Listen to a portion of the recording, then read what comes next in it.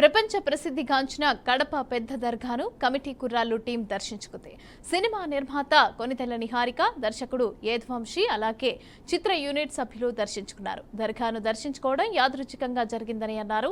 ఇంతటి పవిత్రమైన దర్గాను దర్శించుకునే భాగ్యం కలిగినందుకు చాలా సంతోషంగా ఉందని అన్నారు. ఇక్కడ అనుభూతులను గుండెల్లో పెట్టుకుంటానని, వీలు చూసుకుని మరొకసారి కూడా దర్గాను దర్శించుకుంటానని నిహారిక తెలియజేశారు. ఇక సినిమాను అన్ని వర్గాల ప్రేక్షకులు ఆదరిస్తున్నారని, ప్రస్తుతం ఓ తమిళ సినిమాలో నటిస్తున్నారని తెలిపారు. ఇక సినిమా విజయవంతం కావడం పైన సంతోషం వ్యక్తం చేశారు. ఇంతటి ఘన విజయాన్ని అందించిన ప్రేక్షకులకు అభినందనలు చెప్పారు.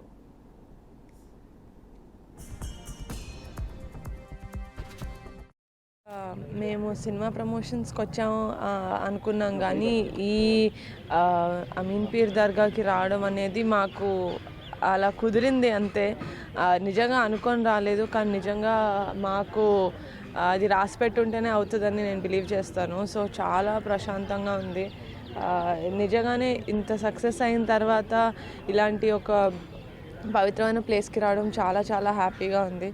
I think I'll keep coming back here. And కడపలో ఇంత మంచి ప్లేస్ ఉందని నిజంగా నాకు తెలీదు, ఇప్పుడే తెలిసింది. బట్ ఇక నుంచి మైండ్లో పెట్టుకుంటాను, గుండెల్లో పెట్టుకుంటాను. Thank you.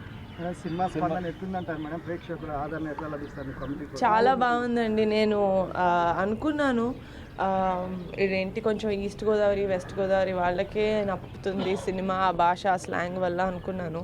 కానీ నిజంగానే సీడెడ్లో ఇటు సైడ్ సీమాంధ్రాలో కూడా చాలా బాగా తీసుకుంటున్నారు. సో నాకు చాలా ఆనందంగా ఉంది.